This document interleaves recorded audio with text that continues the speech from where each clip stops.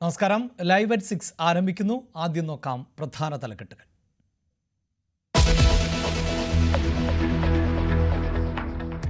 Thiruvananthapuram medical കോളേജിലെ doctor ഹാരിസിനെതിരായി നീക്കം പൊളിയുന്നു. കാണാതായ ഉപകരണം ഡോക്ടർ ഹാരിസിന്റെ മുറിയിൽ നിന്ന് കണ്ടെടുത്തുവെന്ന പ്രിൻസിപ്പലിന്റെ വാദം തെറ്റെന്ന് തെളിവുകൾ. കണ്ടെടുത്തത് റിപ്പയറിംഗിന് നൽകിയ മറ്റൊരു ഉപകരണം. ഹാരിസിനെ കുടുക്കാനുള്ള പ്രിൻസിപ്പലിന്റെ നേതൃത്വത്തിലെ നീക്കത്തിൽ വ്യാപക പ്രതിഷേധം.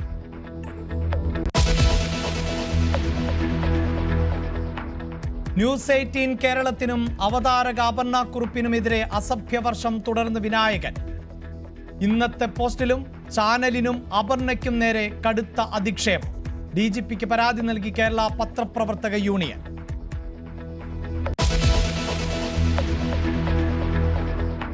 ആലപ്പുഴ തിരോധാന കേസ് പ്രതി സെബാസ്റ്റ്യൻ കൊടും സൈക്കോ. ഇരകളെ കണ്ടെത്തിയത് 6 വർഷത്തെ ഇടവേളകളിൽ. കൈവശമുള്ളത് കോടികൾ. മറച്ചുപിടിക്കാൻ ബാങ്കിൽ പോയിട്ട് 13 വർഷങ്ങൾ. പണം കൊണ്ടു നടക്കുന്നത് ബിഗ് ഷോപ്പറിൽ. ധർമ്മസ്ഥലയിലെ ദുരൂഹത നീക്കാൻ പരിശോധന പുതിയ ഇടത്തേക്ക്.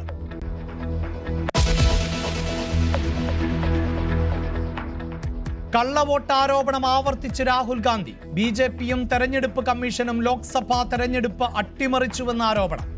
ഗൗരവമായി എടുക്കേണ്ട കാര്യമില്ലെന്ന് BJP. പാർലമെന്റിൽ പ്രതിപക്ഷ ബഹളം. 12 बजे तक के लिए स्थगित की जाती है.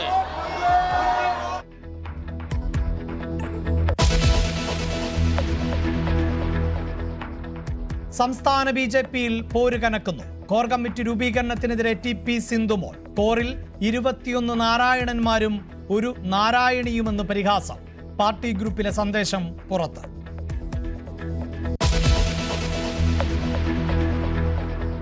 KPCC പുനഃസംഘടന അനിശ്ചിതത്വത്തിൽ.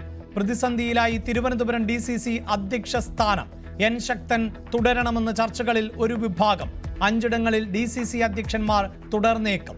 News 18 exclusive.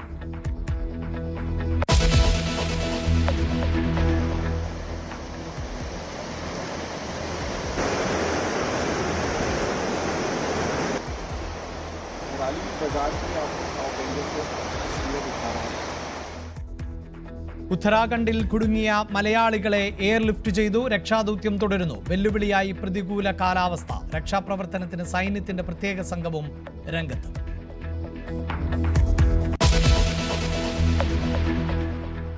തിരുവനന്തപുരം മെഡിക്കൽ കോളേജിലെ യൂറോളജി തലവൻ ഡോക്ടർ ഹാരിസ് ചിറക്കലിനെ കുടുക്കാനായി നടത്തിയ നീക്കം പൊളിയുന്നു. കാണാതായ മോസിലോസ്കോപ്പ് ഡോക്ടർ ഹാരിസിന്റെ മുറിയിൽ നിന്ന് കണ്ടെത്തി എന്നായിരുന്നു പ്രിൻസിപ്പലിന്റെ അവകാശവാദം. എന്നാൽ കാണാതായ ഉപകരണം ആണോ എന്ന് സ്ഥിരീകരിക്കാൻ പ്രിൻസിപ്പലിന് കഴിഞ്ഞിട്ടില്ല. റിപ്പയറിംഗിന് നൽകിയ മറ്റൊരു ഉപകരണമാണ് കണ്ടെടുത്തത് എന്ന് ഡോക്ടർ ഹാരിസ് പിന്നീട് വിശദീകരിച്ചു. റിപ്പയറിംഗിന് അയച്ച കമ്പനിയും ഇത് സ്ഥിരീകരിച്ചിട്ടുണ്ട്. ഡോക്ടർ ഹാരിസിനെതിരായ ആരോപണം പുതിയ വഴിത്തിരിവിലാണ്. Medical college principal doctor PJ ജബ്ബാറിന്റെ പുതിയ വാദം ഇങ്ങനെയാണ്. 6-ാം തീയതി നടത്തിയ പരിശോധനയിൽ യൂറോളജി വിഭാഗത്തിൽ നിന്ന് തന്നെ ഉപകരണം കണ്ടെടുത്തു. പിന്നാലെ ഇന്നലെ ഡോക്ടറുടെ മുറിയിൽ പരിശോധന നടത്തി. ഇവിടെ നിന്നും കണ്ടെത്തിയ പെട്ടിയിൽ കാണാതായ ഉപകരണം ഈ മാസം 2-ന് വാങ്ങിയ ബില്ല് കണ്ടെത്തി. ഡോക്ടറുടെ ഔദ്യോഗിക മുറിയിൽ അനുവാദമില്ലാത്ത ഒരാൾ കയറുന്ന ദൃശ്യങ്ങൾ CCTV വഴി കണ്ടെത്തിയിട്ടുമുണ്ട്. ഡോക്ടർ ഹാരിസിനെ സംശയമുനയിൽ നിർത്തുന്ന ആരോപണങ്ങളാണ് മെഡിക്കൽ കോളേജ് സൂപ്രണ്ടും പ്രിൻസിപ്പൽ നടത്തിയത്. അവിടെ ഞങ്ങൾ ഒരു ഉപകരണം കണ്ടു, അത് പരിശോധിച്ചു. ഞങ്ങൾ ഒരു വിധത്തിൽ ഒരു സെറ്റ് ചെയ്യുന്ന സമയത്താണ് ചെറിയൊരു സംശയം. അവിടെ വേറൊരു ബോക്സും കൂടി ഇരിക്കുന്നു. പക്ഷേ ആ ബോക്സ് മിനിഞ്ഞാന്ന് കണ്ടില്ലായിരുന്നു.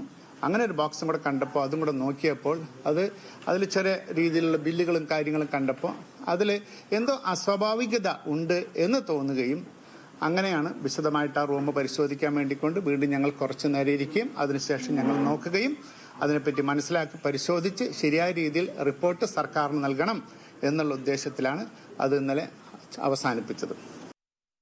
സംഭവം സർക്കാരിന് റിപ്പോർട്ട് ചെയ്ത് വിശദമായ അന്വേഷണമാണ് കോളേജ് അധികൃതർ ലക്ഷ്യമിടുന്നത്. അവധിയിലുള്ള ഡോക്ടർ ഹാരിസ് ഔദ്യോഗിക വിശദീകരണം നൽകിയിട്ടില്ല.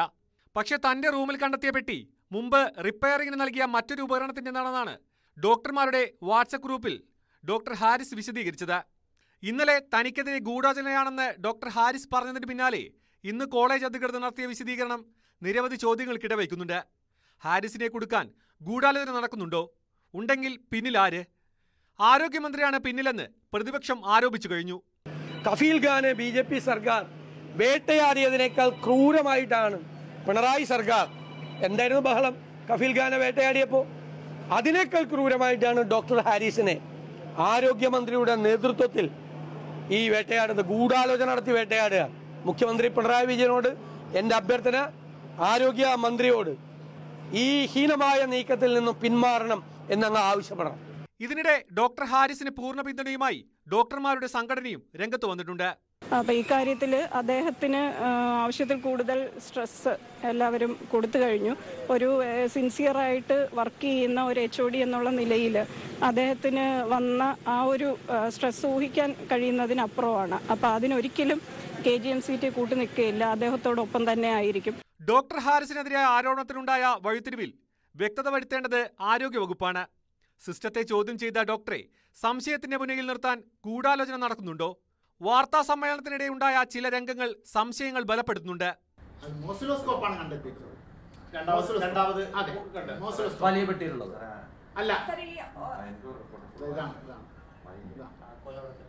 ഇനി ഈ കാര്യത്തിൽ നടപടിയെടുക്കേണ്ടത് സർക്കാരാണ്. വീഴ്ചകൾ ചോദ്യം ചെയ്ത സർക്കാർ ഉദ്യോഗസ്ഥനെതിരെ സർക്കാർ സംവിധാനങ്ങളുടെ പിന്തുണയിൽ ഗൂഢാലോചന നടക്കുമോ? അതല്ല, ഡോക്ടർ ഹാരിസിന്റെ ഭാഗത്തു നിന്നും വീഴ്ചയുണ്ടായെങ്കിലും കണ്ടെത്തേണ്ടത് ഈ സംവിധാനങ്ങൾ തന്നെയാണ്. ന്യൂസ് 18 തിരുവനന്തപുരം. ന്യൂസ് 18 കേരള ചാനലിനും മാധ്യമപ്രവർത്തകയ്ക്കും എതിരെ അസഭ്യവർഷവുമായി നടൻ Vinayakan news 18 deputy news editor Aparna കുറുപ്പിനെയും ചാനൽ മേധാവികളെയും സഭ്യതയ്ക്ക് നിരക്കാത്ത ഭാഷയിലാണ് വിനായകൻ വിമർശിച്ചത്.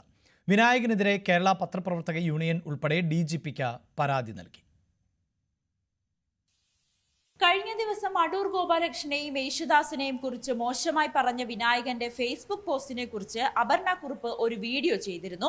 ഇതിന് പിന്നാലെ അപർണ കുറുപ്പിന്റെ ചിത്രം പങ്കുവെച്ച വിനായകൻ ഉച്ചയ്ക്ക് 12 മണിക്ക് മുൻപ് ഡെപ്യൂട്ടി ന്യൂസ് എഡിറ്റർ അപർണ കുറുപ്പിനെയും ന്യൂസ് 18 ചാനൽ മേധാവികൾക്കും മറുപടി നൽകുമെന്നും പറഞ്ഞിരുന്നു.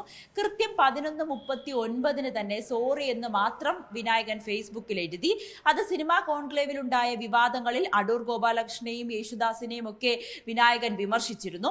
ഇത് വാർത്തയായതിന് പിന്നാലെ ഒറ്റവാക്കിൽ മാപ്പ് എന്നെഴുതി ഫേസ്ബുക്കിൽ പങ്കുവെച്ചതായിരിക്കുമെന്നാണ് നിഗമനം. വൈകാതെ തന്നെ അധിക്ഷേപ പോസ്റ്റും പ്രത്യക്ഷപ്പെട്ടു. ഭീഷണി എന്ന വാക്കിന്റെ അർത്ഥം അറിയാത്ത ചാനൽ എന്ന് പറഞ്ഞു തുടങ്ങുന്ന പോസ്റ്റിൽ പുലഭ്യം എങ്ങനെ അസഭ്യമാകുമെന്നാണ് വിനായകന്റെ പ്രധാന ചോദ്യം. അപർണ കുറുപ്പിന്റെ പേര് എടുത്തു പറഞ്ഞുകൊണ്ടാണ് വിനായകൻ ഈ ഫേസ്ബുക്ക് പോസ്റ്റ് ഇടുകയും ചെയ്തത്. അപർണ കുറുപ്പിനെയും മാധ്യമപ്രവർത്തകരെയും ഒന്നാകെ അവഹേളിച്ച വിനായകനെതിരെ കേരള പത്രപ്രവർത്തക യൂണിയൻ DGPക്ക് പരാതി നൽകുകയും ചെയ്തിട്ടുണ്ട്. എന്തായാലും വിനായകന്റെ അധിക്ഷേപ പോസ്റ്റിനെ വിമർശിച്ചുകൊണ്ട് ഒട്ടേറെ പേരാണ് രംഗത്തെത്തിയിരിക്കുന്നത്. വിനായകന് എതിരെ എറണാകുളം DCC പ്രസിഡന്റ് മുഹമ്മദ് ഷിയാസ് സർക്കാർ പിടിച്ചുകെട്ടി കൊണ്ടുപോയി ചികിത്സിക്കണം, ശക്തമായ നിയമ നടപടി സ്വീകരിക്കണം, സമൂഹത്തിന് ശല്യമാകുന്നവരെ ജനം തെരുവിൽ നേരിടേണ്ട അവസ്ഥയാകും എന്നും മുഹമ്മദ് ഷിയാസ് പറഞ്ഞു. വിനായകൻ ലഹരി ഉപയോഗിച്ചിട്ടാണല്ലോ ഇതെല്ലാം നടക്കുന്നത്. ഇത് മാത്രമല്ലല്ലോ, അദ്ദേഹം താമസിക്കുന്ന ഫ്ലാറ്റിൽ അദ്ദേഹം ആ താമസക്കാരായിട്ടുള്ള ആളുകൾക്ക് പ്രശ്നങ്ങൾ ഉണ്ടാക്കുന്ന താമസിക്കുന്ന ഇടത്ത് തന്നെ തുണി ഉരിഞ്ഞ് അദ്ദേഹം നടത്തുന്ന അധിക്ഷേപകരമായിട്ടുള്ള പരാമർശങ്ങൾ, പച്ചത്തെറിയാണ് വിളിച്ചു പറയുന്നത്. എത്രയോ സാമൂഹ്യ മാധ്യമങ്ങളിലൂടെ നമ്മളത് കാണാനും കേൾക്കാനും ഇടയാക്കി. അപ്പോൾ ഇത് ഒരു പൊതുശല്യമാണ് വിനായകൻ എന്ന് പറയുന്നത്. ആ പൊതുശല്യത്തെ ഒന്നില്ലെങ്കിൽ സർക്കാർ ചികിത്സിക്കണം, അല്ലെങ്കിൽ ശക്തമായ നിയമ നടപടി സ്വീകരിക്കണം.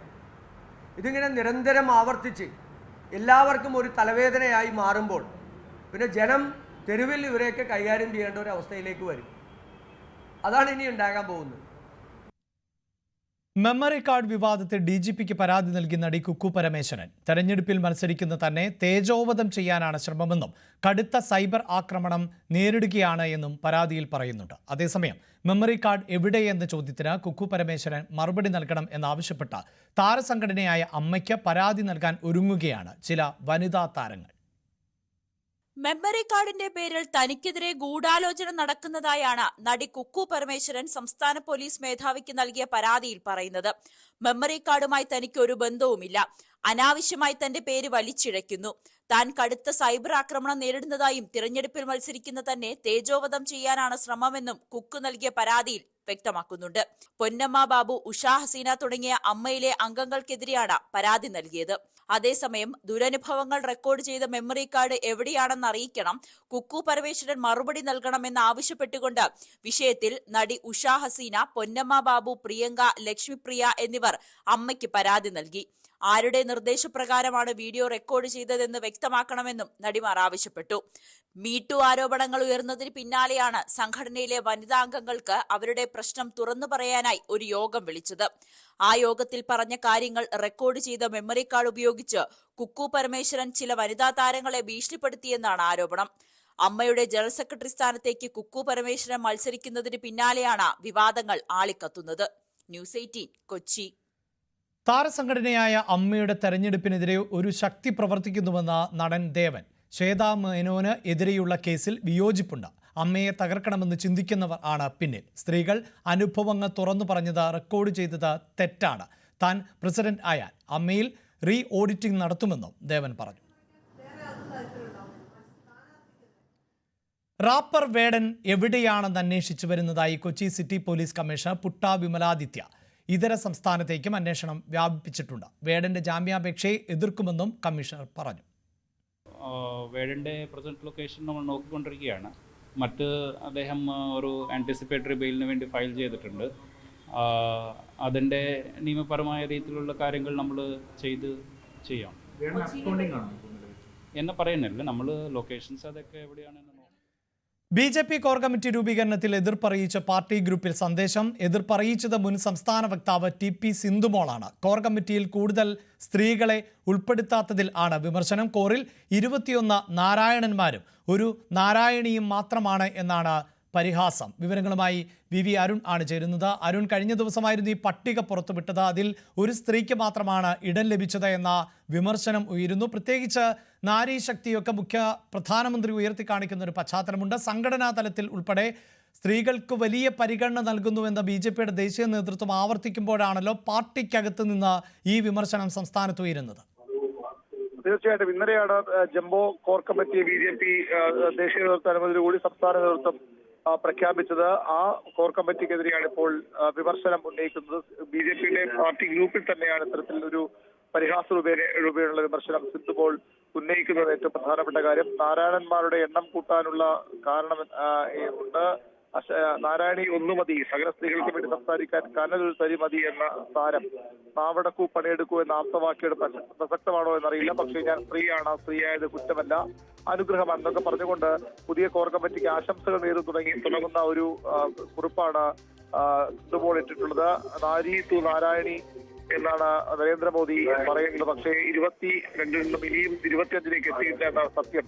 21 നാരായണന്മാരും ഒരു നാരായണി മതി എന്നുള്ള തീരുമാനം എടുത്തു എന്ന പരിഹാസമാണ് സംസ്ഥാന ദേശീയ നേതൃത്വങ്ങൾക്കെതിരെ സിന്ധുമോൾ ഉന്നയിക്കുന്നത്. ഏറെക്കുറെ എല്ലാവരെയും തൃപ്തിപ്പെടുത്തുന്ന പട്ടികയാണ് BJP പ്രഖ്യാപിച്ചതായത് പൊതുവിൽ വിലയിരുത്തപ്പെടുന്നത്. പക്ഷേ അങ്ങനെയല്ല, ഇപ്പോഴും അസംതൃപ്തരുണ്ട്. ഗ്രൂപ്പ് സമവാക്യങ്ങൾ പാലിക്കാൻ, സാമുദായിക സമവാക്യം പാലിക്കാനൊക്കെ പരമാവധി ശ്രമിക്കുമ്പോഴും സ്ത്രീകളെ തഴഞ്ഞു എന്ന വലിയ ഒരു വിമർശനമാണ് പ്രധാനപ്പെട്ട വനിതാ നേതാവ് തന്നെ ഉന്നയിക്കുന്നത്. അഭിലാഷ്, BJPക്കുള്ളിൽ അതൃപ്തി പുകയുകയാണ്. പ്രത്യേകിച്ച് പുതിയ ഭാരവാഹികളുടെ പട്ടിക വന്നപ്പോൾ കോർ കമ്മിറ്റിയിലേക്ക് സ്ത്രീകളെ ഉൾപ്പെടുത്തിയിട്ടില്ല എന്ന വിമർശനമാണ് ഉയരുന്നത്.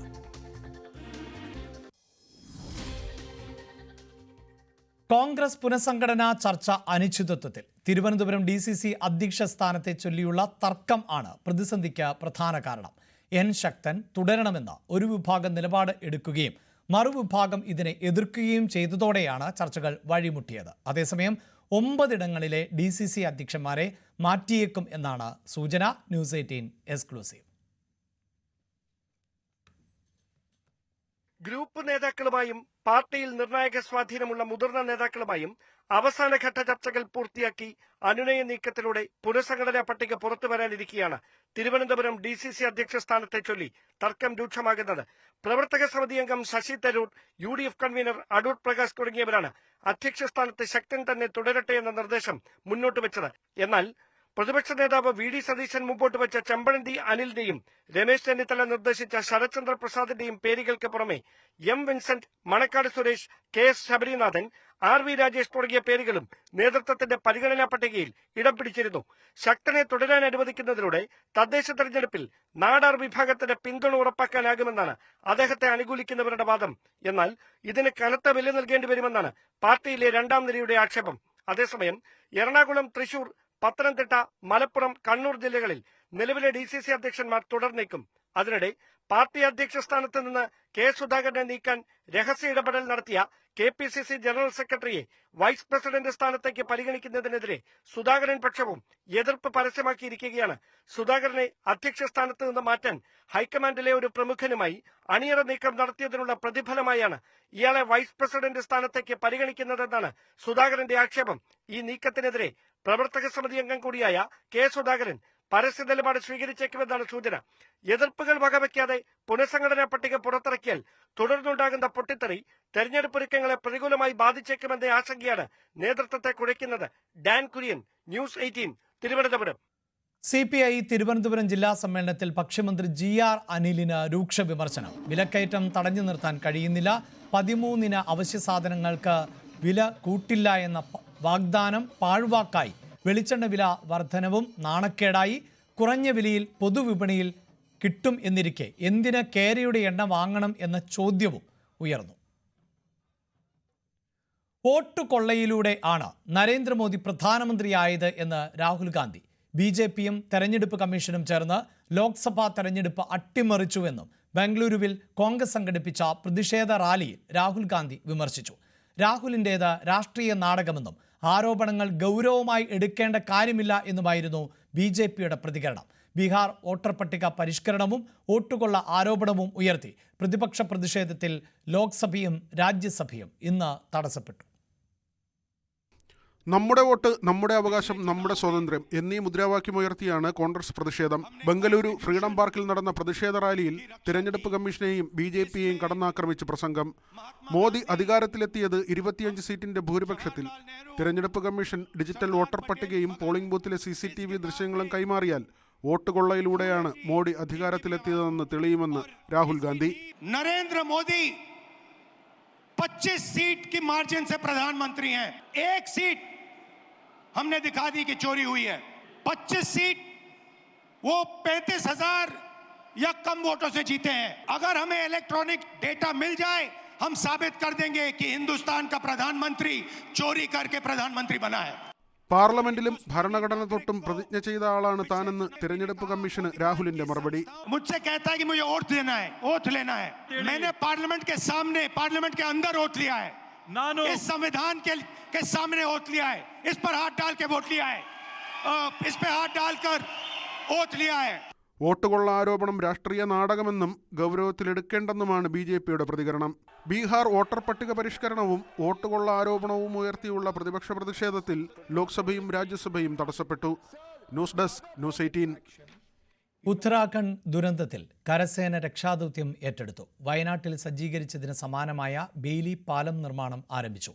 ഒറ്റപ്പെട്ട ധാരാലി മേഖലയിലേക്കുള്ള ഗതാഗതം പുനഃസ്ഥാപിക്കുകയാണ് ലക്ഷ്യം. BROയുടെ നേതൃത്വത്തിൽ ആണ് പാലത്തിന്റെ നിർമ്മാണം നടക്കുന്നത്. കാലാവസ്ഥ മാറുന്നതിനു മുമ്പ് പണി പൂർത്തിയാക്കുക എന്നതാണ് വെല്ലുവിളി. നിലവിൽ വ്യോമമാർഗം ആണ് രക്ഷാപ്രവർത്തനം പുരോഗമിക്കുന്നത്. ഗംഗോത്രിയിൽ കുടുങ്ങിയ മലയാളികൾ അടക്കമുള്ള വിനോദസഞ്ചാരികളെ ഹെലികോപ്റ്ററിൽ സുരക്ഷിത സ്ഥലങ്ങളിലേക്ക് മാറ്റിയിട്ടുണ്ട്. മണ്ണിനടിയിൽപ്പെട്ടവരെ കണ്ടെത്താനായി മുഴുവൻ സമയവും തെരച്ചിൽ തുടരുകയാണ്. ഇടവേള.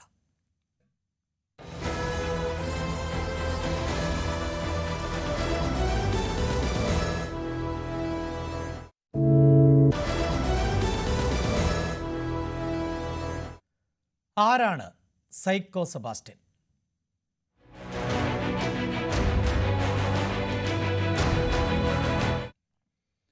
കോട്ടയം ഏറ്റുമാനൂരിലെ ജൈനമ്മ തിരോധാന കേസിൽ അന്വേഷണ സംഘത്തിന് ലഭിച്ചത് ഞെട്ടിക്കുന്ന വിവരങ്ങൾ. പ്രതിയായ സെബാസ്റ്റ്യൻ 6 വർഷം വീതമുള്ള കൃത്യമായ ഇടവേളകളിൽ ആണ് ഇരകളെ കണ്ടെത്തിയിരുന്നത്. പ്രാർത്ഥനാ ഗ്രൂപ്പുകൾ കേന്ദ്രീകരിച്ചായിരുന്നു പലരെയും സെബാസ്റ്റ്യൻ വരുതിയിലാക്കിയത്. 2012 ശേഷം ബാങ്ക് ഇടപാടുകൾ ഒഴിവാക്കി ബിഗ് ഷോപ്പറിൽ ആണ് സെബാസ്റ്റ്യൻ പണം കൊണ്ടുപോയിരുന്നത്. ആളുകളെ വേഗം മനസ്സിലാക്കി പെരുമാറാൻ അതിസാമർഥ്യമുള്ള ആളാണ് പ്രതി. അന്വേഷണ ഉദ്യോഗസ്ഥരുടെ ചോദ്യങ്ങൾ പോലും വേഗത്തിൽ മനസ്സിലാക്കിയാണ് സെബാസ്റ്റ്യൻ കുഴപ്പിക്കുന്നത്. 10 വയസ്സുള്ള മകനെക്കുറിച്ച് ചോദിച്ചാൽ പ്രതി വൈകാരികമായി തളരുന്നതായി ചോദ്യം ചെയ്യലിൽ വ്യക്തമായിട്ടുണ്ട്. 2002 മുതലുള്ള സെബാസ്റ്റ്യനെക്കുറിച്ചുള്ള നിരവധി നിർണായക വിവരങ്ങൾ ആണ് കോട്ടയം ക്രൈംബ്രാഞ്ച് സംഘത്തിന് ലഭിച്ചിട്ടുള്ളത്. സെബാസ്റ്റ്യൻ എന്ന കൊലയാളിക്ക് പിന്നാലെ ക്രൈംബ്രാഞ്ച് സംഘം നടത്തിയ അന്വേഷണത്തിലാണ് ഞെട്ടിക്കുന്ന വിവരങ്ങൾ. സെബാസ്റ്റ്യൻ്റെ രീതികൾ, സ്വഭാവ സവിശേഷതകൾ, എങ്ങനെയൊക്കെയാണ് കാര്യങ്ങളെ കൈകാര്യം ചെയ്യുന്നതെന്ന അടക്കമുള്ള വിഷയങ്ങളിൽ ഞെട്ടിക്കുന്ന വിവരങ്ങൾ അന്വേഷണ സംഘത്തിന് ലഭിച്ചത്. 2012 ശേഷം സെബാസ്റ്റ്യൻ ബാങ്ക് ഇടപാടുകൾ നടത്തിയിട്ടില്ല എന്നുള്ളതാണ് ഇതിൽ വളരെ പ്രധാനപ്പെട്ടത്. ഇത്തരം ആളുകളിൽ നിന്ന് കണ്ടെത്തുന്ന പണം, വസ്തു ഇടപാടുകളിൽ നിന്നടക്കം കണ്ടെത്തുന്ന പണം ബിഗ് ഷോപ്പറിൽ കൊണ്ടു നടക്കുന്ന രീതിയാണ്. അതിനുശേഷം ബ്ലേഡിനടക്കം പലിശയ്ക്ക് പണം കൊടുക്കുന്ന രീതിയും സെബാസ്റ്റ്യൻ ഉണ്ടായിരുന്നു എന്ന് അന്വേഷണ സംഘം കണ്ടെത്തുന്നു. പ്രത്യേകിച്ച് ബിന്ദു പത്മനാഭൻ കേസുമായി ബന്ധപ്പെട്ട് അതിൽ ഈ ബാങ്കുമായി ബന്ധപ്പെട്ട ഇടപാടുകളൊക്കെ വന്ന് പിടിക്കപ്പെട്ടതോടെയാണ് ബാങ്ക് അക്കൗണ്ട് ഫ്രീസ് ചെയ്യുന്ന സാഹചര്യമൊക്കെ വന്നിരുന്നു. അതിനുശേഷമാണ് ബാങ്ക് ഇടപാടിൽ നിന്ന് പരിപൂർണമായും മാറി തെളിവുകളില്ലാതിരിക്കാൻ ഇങ്ങനെ ചില രീതികളിലേക്ക് സെബാസ്റ്റ്യൻ കടന്നത് എന്നുള്ളതാണ് ഏറ്റവും പ്രധാനപ്പെട്ടത്. മറ്റൊരു പ്രധാനപ്പെട്ട കണ്ടെത്തൽ 6 വർഷം കൂടുമ്പോഴാണ് ഇത്തരം ക്രൈമുകളിലേക്ക് സെബാസ്റ്റ്യൻ കടന്നത് എന്നുള്ളതാണ്. അതായത് ഏതാണ്ട് 2006 ബിന്ദു പത്മനാഭൻ, അതിനുശേഷം 2012, പിന്നീട് 2018, 2024 ജൈനമ്മ കേസ്. ഈ നിലയിലാണ് പോകുന്നത്. അതിന് പ്രധാന കാരണമായി അന്വേഷണ സംഘം കാണുന്നത് എന്തെങ്കിലും ക്രിമിനൽ സംഭവങ്ങൾ ചെയ്താൽ, കൊലപാതകങ്ങൾ ചെയ്താൽ അതിൻ്റെ തെളിവ് പൂർണ്ണമായും നശിപ്പിക്കുക, അതുവരെ കാത്തിരിക്കുക എന്നുള്ളതായിരുന്നു സെബാസ്റ്റ്യൻ്റെ ഒരു രീതി എന്നുള്ളതാണ്.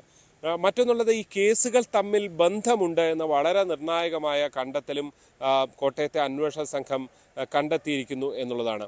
അതിബുദ്ധിമാനാണ് സെബാസ്റ്റ്യൻ എന്നുള്ളതാണ്. അതായത് ഒരാളുമായി സംസാരിക്കുകയാണെങ്കിൽ വളരെ വേഗം അയാളെക്കുറിച്ച് മനസ്സിലാക്കി അയാൾക്ക് ഇഷ്ടപ്പെടുന്ന രീതിയിൽ അയാൾക്ക് വേണ്ട വിഷയങ്ങൾ സംസാരിച്ച് അയാളെ വരുതിയിലാക്കാൻ സെബാസ്റ്റ്യൻ അതിബുദ്ധിമാനാണ് അത്തരം കാര്യങ്ങളിൽ എന്നുള്ളതാണ് അന്വേഷണ സംഘത്തിന് ചോദ്യം ചെയ്യലടക്കം മനസ്സിലായത്.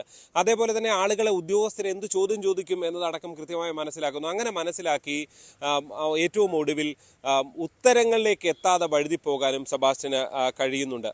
മകനെ ഓർത്ത് മാത്രമാണ് പലപ്പോഴും സെബാസ്റ്റ്യൻ വിഷമിക്കുന്നത്. ഏതാണ്ട് 58ാമത്തെ വയസ്സിലാണ് സെബാസ്റ്റ്യന് മകനുണ്ടാകുന്നത്. ഇപ്പോൾ 10 വയസ്സുണ്ട്.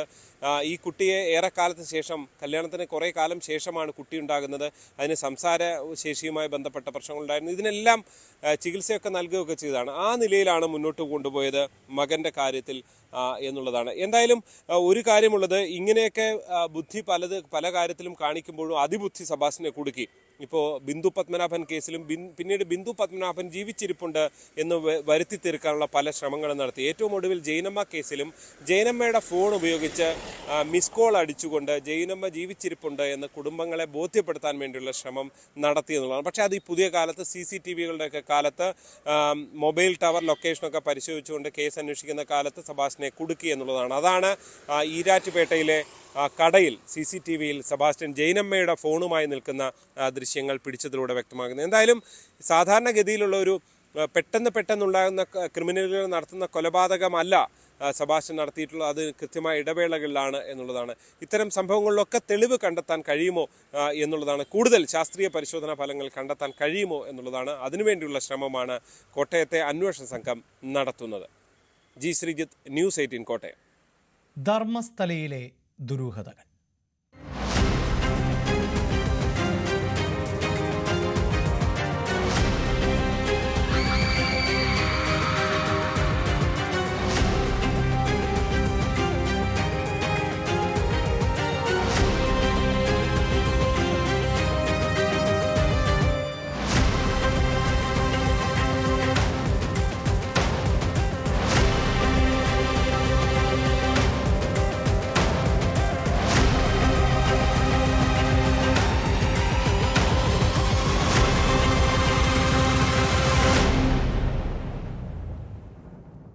ധർമ്മസ്ഥലയിൽ SIT-യുടെ അപ്രതീക്ഷിത നീക്കം. കല്ലേരി പെട്രോൾ പമ്പിന് സമീപം ബോളൂർ വനമേഖലയിലായിരുന്നു തെരച്ചിൽ. മാർക്ക് ചെയ്ത പോയിന്റ് 13-ൽ പരിശോധന നടത്താതെയാണ് സംഘം സാക്ഷി ചൂണ്ടിക്കാട്ടി പുതിയ ഇടത്തിൽ തെരച്ചിൽ നടത്തിയത്. KV ബൈജുവിന്റെ റിപ്പോർട്ടിലേക്ക്. കല്ലേരി പെട്രോൾ പമ്പിന് സമീപമുള്ള കോളൂർ വനമേഖലയിലായിരുന്നു ഇന്ന് തെരച്ചിലുണ്ടായത്. വളരെ അപ്രതീക്ഷിതമായാണ് SIT സംഘം ഇവിടെ എത്തുന്നത്. ശുചീകരണ തൊഴിലാളിയുമായി ഉച്ചയ്ക്ക് 1 മണിയോടുകൂടി സംഘം ഇവിടെ എത്തുന്നു. പിന്നീട് നേരെ പോയത് ഈ വനത്തിനകത്തേക്കാണ്. നമ്മളിപ്പോൾ ദൃശ്യങ്ങളിൽ കാണുന്ന ഈ വനത്തിനകത്തേക്കാണ്. ഇവിടെ നിന്നും തിരിച്ചു വരുമ്പോൾ ഇവരുടെ കയ്യിൽ ഒരു ബോക്സ് ഉണ്ടായിരുന്നു. പക്ഷേ എന്തെങ്കിലും മൃതദേഹാവശങ്ങൾ ഇവിടുന്ന് ലഭിച്ചോ? അത്തരം സ്ഥിരീകരണം ഒന്നും തന്നെ ലഭിച്ചിട്ടില്ല. പക്ഷേ നമുക്ക് സംശയകരമായ വസ്തുക്കൾ ഇവർ തിരിച്ചു വരുമ്പോൾ ഈ സംഘം കൊണ്ടുവരുന്നത് ശ്രദ്ധയിലുണ്ടായിരുന്നു. പക്ഷേ അതിൽ ഔദ്യോഗികമായ സ്ഥിരീകരണം വേണ്ടിവരും. ഇപ്പോൾ വലിയ തോതിലുള്ള സുരക്ഷാ സംവിധാനങ്ങളോടുകൂടിയാണ് ഇവിടെ പരിശോധന നടത്തിയത്. 13-ാം പോയിന്റിലായിരുന്നു പരിശോധന നടത്തുമെന്ന് ആദ്യം അറിയിച്ചത്. എന്നാൽ 13-ാം പോയിന്റിൽ പരിശോധന നടത്താതെ സംഘം നേരെ ഈ ഭാഗത്തേക്ക്, ഈ വനമേഖലയോട് ചേർന്ന് കിടക്കുന്ന ഈ ഭാഗത്തേക്ക് പോകുന്ന സാഹചര്യമാണ് ഉണ്ടായത്. നേരത്തെ കോടതിയിൽ ഹാജരാക്കിയ തലയോട്ടിയും ഈ സ്ഥലത്ത് നിന്നാണ് ലഭിച്ചതെന്നും ഇദ്ദേഹം കൊണ്ടുവന്നതെന്നും ഒരു സൂചനയുണ്ട്. അങ്ങനെ ഒരു സ്ഥലമാണ് ഇത്. ഈ സ്ഥലത്ത് ഇതുവരെ മാർക്ക് ചെയ്യാത്തൊരു സ്ഥലം കൂടിയാണ്. ഈ സ്ഥലത്ത് പരിശോധന നടത്തിയതോടുകൂടിയാണ് ഇപ്പോൾ സംഘം മടങ്ങിയിരിക്കുന്നത്. ഈ സംഘത്തിൽ നിന്നും ഏതെങ്കിലും തരത്തിലുള്ള ഔദ്യോഗികമായ വിവരങ്ങളൊന്നും തന്നെ ലഭിച്ചിട്ടില്ല. ഇപ്പോഴും പോലീസ് ഇവിടെ ശക്തമായ കാവലുണ്ട്. ഒരു പക്ഷേ നാളെ ഇവിടെ വീണ്ടും തെരച്ചിൽ നടത്തിയേക്കാം. കാരണം ഇന്ന് 4 മണിക്കൂറോളം മാത്രമാണ് ഇവിടെ തെരച്ചിലുണ്ടായത്. കൂടുതൽ തെരച്ചിൽ ഇവിടെ നടത്തേണ്ടതുണ്ടോ? അത്തരം കാര്യങ്ങൾ ഇനി അറിയേണ്ടതുണ്ട്. ഏതായാലും 13-ാമത്തെ ആ പോയിന്റ് ഇപ്പോഴും പരിശോധന നടത്തിയിട്ടില്ല. കൂടുതൽ മൃതദേഹങ്ങൾ കുഴിച്ചിട്ടെന്ന് പറയുന്ന ഒരു പ്രദേശമാണ് 13-ാം പോയിന്റ്.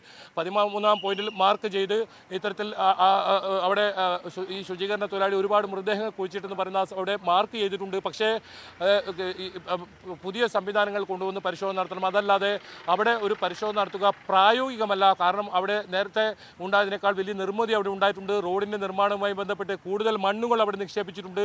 അതുകൊണ്ട് അവിടെ വിശദമായൊരു പരിശോധന നടത്തണം. അതിന് ഗ്രൗണ്ട് പെനട്രേറ്റിംഗ് റഡാർ സംവിധാനം ഉൾപ്പെടെ എത്തിക്കാനാണ് ഇപ്പോൾ ആലോചന നടക്കുന്നത്. എന്തായാലും അത് ഇനി വൈകാതെ തന്നെ ദിവസങ്ങളിൽ ഉണ്ടാകും. ഇന്ന് 3 ദിവസമായി 13-ാം പോയിന്റിൽ പരിശോധന നടത്തുമെന്ന് അറിയിച്ചെങ്കിലും ഒരുക്കങ്ങൾ നടത്തിയെങ്കിലും അവിടെ പരിശോധന നടത്താൻ തയ്യാറായില്ല. അതിനുശേഷം വളരെ നാടകീയമായാണ് SIT സംഘം ഈ ഒരു പ്രദേശത്തേക്ക് എത്തിയതും ഇവിടെ തെരച്ചിൽ നടത്തിയതും. ഇവിടെ നിന്നും എന്തെങ്കിലും വസ്തുക്കൾ കിട്ടിയിട്ടുണ്ടോ? അത്തരം കാര്യത്തിൽ ഒരു സ്ഥിരീകരണമില്ല.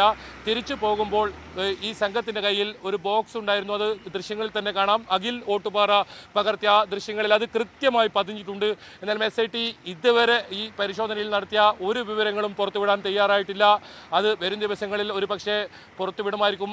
ഇതുവരെയുള്ള ഈ അന്വേഷണ പുരോഗതി കൃത്യമായി മുഖ്യമന്ത്രി സിദ്ധാരാമയ്യക്ക് റിപ്പോർട്ടായി കൈമാറിയിട്ടുണ്ട്. ഒരു പക്ഷേ അത് കോടതിയിൽ സമർപ്പിക്കേണ്ടതുണ്ട്. വളരെ രഹസ്യ സ്വഭാവത്തിലാണ് ഇപ്പോഴും പരിശോധന ധർമ്മസ്ഥലയിൽ നടക്കുന്നത്. എന്തൊക്കെ വസ്തുക്കൾ ഈ ഒരു കൂട്ടക്കൊലപാതകവുമായി ബന്ധപ്പെട്ട തെളിവുകൾ ലഭിച്ചു, അതൊന്നും SIT ഇപ്പോൾ പുറത്തുവിട്ടിട്ടില്ല. ഏതായാലും വളരെ നാടകീയമായ ഒരു പരിശോധന ഇന്ന് ഈ വനത്തിനകത്ത് ഉണ്ടായി. ഇതുവരെ മാർക്ക് ചെയ്യാത്ത സ്ഥലത്ത് ഇവിടെ നിന്നും എന്തൊക്കെ വസ്തുക്കൾ ലഭിച്ചു, അത് ഈ കേസിനെ സംബന്ധിച്ചിടത്തോളം വളരെ നിർണായകമാണ്. ഇനി നാളെ നടക്കുന്ന പരിശോധനയും അതുപോലെ തന്നെ വളരെ പ്രധാനപ്പെട്ടതാണ്. 13-ാം പോയിന്റിൽ പരിശോധന നാളെ ഉണ്ടാകുമോ? അത്തരം സംവിധാനങ്ങൾ കൂടുതൽ കൊണ്ടുവന്ന് അവിടെ പരിശോധന ഉണ്ടാകുമോ എന്നതാണ് ഉയരുന്ന ചോദ്യം. ഇതിനിടയിൽ തന്നെ ഇപ്പോൾ 2 പേർ പുതിയ സാക്ഷികളായി എത്തിയിരിക്കുന്നു. അതായത് ഇവിടെ മൃതദേഹം കുഴിച്ചിടുന്നത് കണ്ടു എന്ന് പറയുന്ന 2 സാക്ഷികൾ ധർമ്മസ്ഥല പോലീസിൽ ഇന്ന് പരാതിയുമായി എത്തി. അവർക്ക് ആ സംഭവത്തിൽ 2 കേസെടുത്തിട്ടുണ്ട്. അതുപോലെ തന്നെ മാധ്യമപ്രവർത്തകരെ മർദ്ദിച്ചതുമായി ബന്ധപ്പെട്ട് ഒരാൾ അറസ്റ്റിലായിട്ടുണ്ട്. ധർമ്മസ്ഥലയിലെ സോമദാദ എന്ന് പറയുന്ന D ഗാങ്ങിൽപ്പെട്ട ഒരാളാണ് ഇപ്പോൾ അറസ്റ്റിലായിരിക്കുന്നത്.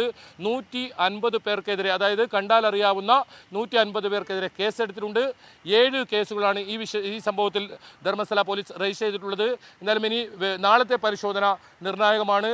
നാളത്തെ പരിശോധനയിൽ എന്തൊക്കെ തെളിവുകൾ ലഭിക്കുന്നോ, ഇനി ഏതെങ്കിലും തരത്തിൽ ഇതുവരെ ഉണ്ടായ പരിശോധനയുമായി ബന്ധപ്പെട്ട വിവരങ്ങൾ SIT പുറത്തുവിടുമോ, അതെല്ലാം വളരെ പ്രധാനമാണ്. ഈ JCB നമ്മളിപ്പോൾ കാണുന്നത് വനത്തിനകത്ത് പരിശോധന നടത്തിയതിന് ശേഷം തിരിച്ചു പോകുന്നതാണ്. ഈ JCB ഉപയോഗിച്ചാണ് ഈ പരിശോധന ഇവിടെ നടത്തിയത് എന്നാണ് ഏറ്റവും പ്രധാനം. എന്തായാലും ഇനി നാളത്തെ പരിശോധന അത് ഏത് മേഖല കേന്ദ്രീകരിച്ചായിരിക്കും, അത് തന്നെയാണ് ഏറ്റവും പ്രധാനം. ക്യാമറാമാൻ അഖിൽ ഓട്ടുപാറയ്ക്കൊപ്പം KV ബൈജു, ന്യൂസ് 18 ധർമ്മസ്ഥല. ശബരിമലയിൽ സർക്കാരിന്റെ നേതൃത്വത്തിൽ ആഗോള അയ്യപ്പ സംഗമം. മലയാളി സംഘടനകളിലെ 3000-ഓളം തീർത്ഥാടകരെയാണ് സംഗമത്തിലേക്ക് ക്ഷണിക്കുക. അയ്യപ്പ ഭക്തരെ ഒരു കുടക്കീഴിൽ കൊണ്ടുവന്ന് ശബരിമലയുടെ പ്രാധാന്യം ലോകത്തെമ്പാടും എത്തിക്കുകയാണ് സംഗമത്തിലൂടെ ലക്ഷ്യമിടുന്നത്. സെപ്റ്റംബറിൽ കന്നിമാസത്തിലാണ് ആഗോള അയ്യപ്പ സംഗമം. സെപ്റ്റംബർ 16-ന് കന്നിമാസ പൂജയുടെ ഭാഗമായി നട തുറക്കും. 21-ന് നടയടയ്ക്കും. ഈ സമയത്താണ് പമ്പയിൽ ആഗോള അയ്യപ്പ സംഗമം നടത്തുക. 2 ദിവസം നീണ്ടു നിൽക്കുന്ന സംഗമത്തിൽ 3000 തീർത്ഥാടകരെയാണ് ക്ഷണിക്കുന്നത്. തിരുവിതാംകൂർ ദേവസ്വം ബോർഡും സംസ്ഥാന ഗവൺമെന്റും ചേർന്ന് ശബരിമല കേന്ദ്രീകരിച്ച് ഒരു ആഗോള അയ്യപ്പ സംഗമം സംഘടിപ്പിക്കാൻ തീരുമാനിച്ചിരിക്കുന്നു. പ്രധാനമായും സെപ്റ്റംബർ മാസം 3-ാം വാരത്തിലാണ് അത് സംഘടിപ്പിക്കുക. ആദ്യ ദിനം സംഗമത്തിലെത്തുന്ന തീർത്ഥാടകർക്ക് ദർശനത്തിനുള്ള സൗകര്യം നൽകും. 2ാം ദിനമായിരിക്കും പമ്പയിലൊരുക്കുന്ന പന്തലിൽ സംഗമം. കേരളത്തിൽ ആദ്യമായാണ് ഇത്തരമൊരു സംഗമം. ശബരിമലയെ ആഗോള ആത്മീയ കേന്ദ്രമായി ഉയർത്തുക, സർവമത സമഭാവനയുടെയും സന്ദേശം ലോകമെമ്പാടും പ്രചരിപ്പിക്കുക എന്നതാണ് ഈ സംഗമത്തിന്റെ പ്രധാന ലക്ഷ്യമെന്നാണ് ദേവസ്വം മന്ത്രി വ്യക്തമാക്കുന്നത്. തത്വമസി എന്ന സന്ദേശം ശബരിമലയുടെ കവാടത്തിൽ ദർശനത്തിനെത്തുന്ന ഏതൊരു ഭക്തരും ആദ്യം കാണുന്ന സന്ദേശമാണ്. വിശ്വമാനവയുടെ സന്ദേശമാണ് ശബരിമല ഉയർത്തുന്നത്. ആ വിശ്വമാനവയുടെ സന്ദേശം ഉയർത്തിപ്പിടിച്ചുകൊണ്ട് തന്നെ ആഗോള അയ്യപ്പ ഭക്തരെ ഒരു വേദിയിൽ കൊണ്ടുവരിക എന്നത് ആത്മീയ, സാംസ്കാരിക, സാമൂഹിക, ധാർമ്മിക സംഗമം എന്ന രൂപത്തിലേക്ക് അത് ഉയർത്തിക്കൊണ്ടുവരിക എന്നതാണ് ലക്ഷ്യം.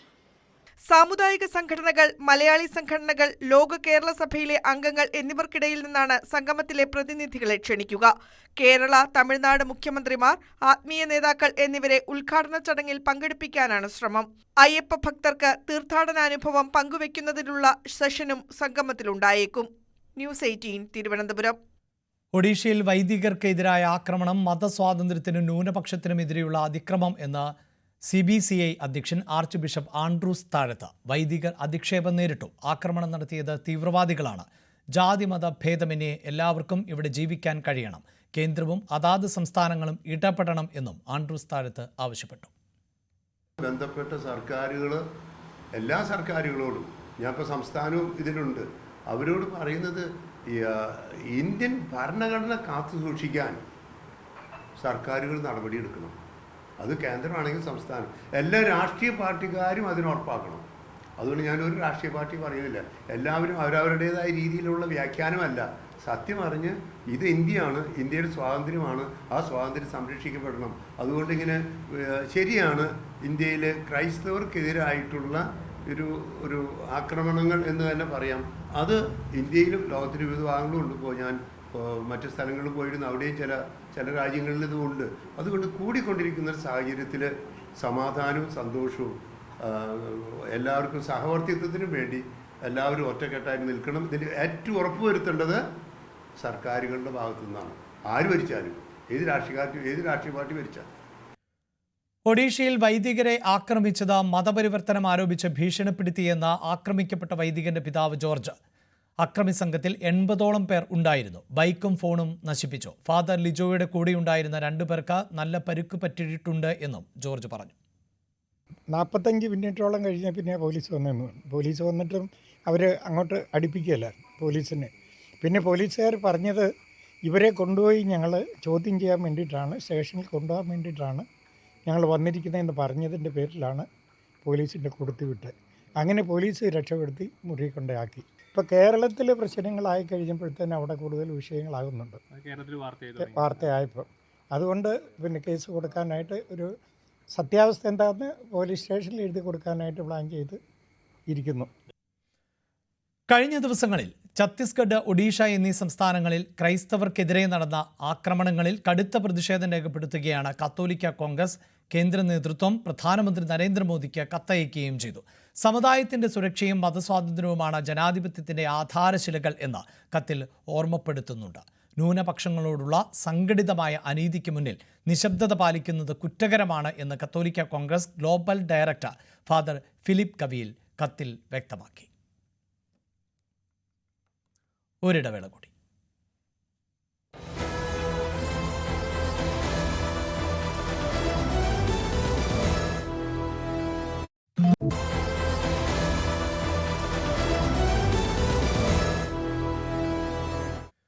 അമ്പൂരിയിൽ കടിയിൽ നിന്ന് രക്ഷപ്പെട്ട പുലിയെ മയക്കുവെടി വെച്ച് പിടികൂടി. 3 റൗണ്ടാണ് വെടി ഉതിർത്തത്.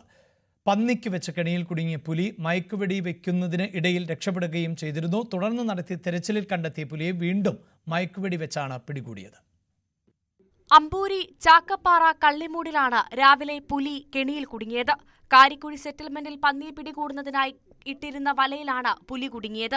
ഫോറസ്റ്റ് ഉദ്യോഗസ്ഥർ സ്ഥലത്തെത്തി മയക്കുപിടി വെക്കാൻ ഒരുക്കങ്ങൾ പൂർത്തിയാക്കിയപ്പോഴേക്കും പുലി രക്ഷപ്പെട്ടു. പുലിയെ കണ്ട് ഭയന്നോടിയ 2 പേർക്ക് പരിക്കേറ്റു. തിരുവനന്തപുരം മെഡിക്കൽ കോളേജ് ആശുപത്രിയിലാണ് ഇവരെ പ്രവേശിപ്പിച്ചത്. ആദ്യ റൌണ്ട് മയക്കുപിടി വെച്ചതിന് പിന്നാലെ പുലി വസ്തു ഉടമ സുരേഷിന് നേരെ പാഞ്ഞെടുക്കുകയായിരുന്നു. തുടർന്ന് രണ്ടാമത്തെ മയക്കുപിടി വെച്ചപ്പോൾ പുലി വല പൊട്ടിച്ച് രക്ഷപ്പെട്ടു. സ്ഥലത്തുണ്ടായിരുന്ന വനംവകുപ്പ് ഉദ്യോഗസ്ഥർ നടത്തിയ മണിക്കൂറുകൾ നീണ്ട തെരച്ചിലിനൊടുവിൽ പുലിയെ കണ്ടെത്തുകയായിരുന്നു. തുടർന്നുള്ള മയക്കുമരുന്ന് വെടിയിൽ പുലി വീണു. പുലിയെ നെയ്യാർ വന്യജീവി സങ്കേതത്തിലേക്ക് മാറ്റി. ന്യൂസ് 18 നെയ്യാറ്റിൻകര. മലപ്പുറം മണ്ണാർമലയിൽ വീണ്ടും പുലിയിറങ്ങി. തുടർച്ചയായി 2ാം ദിവസവും പുലിയുടെ ദൃശ്യങ്ങൾ നിരീക്ഷണ ക്യാമറയിൽ പതിഞ്ഞതോടെ വലിയ ആശങ്കയിലാണ് നാട്ടുകാർ. പുലിയെ മയക്കുവെടി വെച്ച് പിടികൂടണം എന്നാണ് ആവശ്യം. 1-ൽ കൂടുതൽ പുലികൾ മേഖലയിൽ ഉണ്ടോ എന്ന സംശയവും നാട്ടുകാർ പങ്കുവയ്ക്കുന്നുണ്ട്. പെരിന്തൽമണ്ണ മണ്ണാർമലയിലാണ് ഞാനിപ്പോൾ നിൽക്കുന്നത്. നമ്മൾ കുറച്ച് ദിവസങ്ങളായിട്ട് തുടർച്ചയായിട്ട് ഈ മണ്ണാർമലയിലെ ഈ നാട്ടുകാർ സ്ഥാപിച്ച ക്യാമറയിൽ പതിയുന്ന പുലിയുടെ ദൃശ്യവും വാർത്തയൊക്കെ കാണുന്നതാണ്. പക്ഷേ ഒരു പുലിക്കൂട് വെച്ചിട്ടുണ്ട്. നാട്ടുകാരൊക്കെ പുലിയെ പിടികൂടാൻ ജാഗരൂകരായി നിൽക്കുന്നുണ്ട്. പക്ഷേ പുലിയെ മാത്രം പിടിക്കാനാവുന്നില്ല. അതുകൊണ്ട് തന്നെ വലിയ ആശങ്കയിലാണ്. മാസങ്ങളായിട്ട് തുടരുന്നൊരു ഭീതിയാണ് ഈ നാട്ടുകാർക്ക് പുലി. കുറേ ദിവസമായില്ലേ കൂട് 1-2 മാറ്റി സ്ഥാപിച്ചു, പക്ഷേ പുലി കുടുങ്ങുന്നില്ല. ഇല്ല, ഇപ്പം നമ്മൾ കൂട് ഇവിടെ സ്ഥാപിച്ചിട്ട് ഏകദേശം ഒരു 2-3 മാസത്തോളമായി. ഇപ്പോൾ ഈ പുലിയുടെ പ്രശ്നം ഏകദേശം ഒരു 2 വർഷത്തിലധികമായിട്ട് പുലി ഇവിടെ ഉണ്ട് എന്നുള്ള, പുലിൻ്റെ സാന്നിധ്യം ഇവിടെ ഉണ്ട് എന്നുള്ളത് അറിയാൻ കഴിഞ്ഞിട്ടുണ്ട്. അതിനുശേഷം ഞങ്ങൾ നാട്ടുകാർ ക്യാമറ വെച്ചു. ക്യാമറയിൽ പുലിയുടെ ചിത്രങ്ങളും വീഡിയോകളും പകർത്തി വനംവകുപ്പ് തെളിവാക്കിയിട്ടുണ്ട്.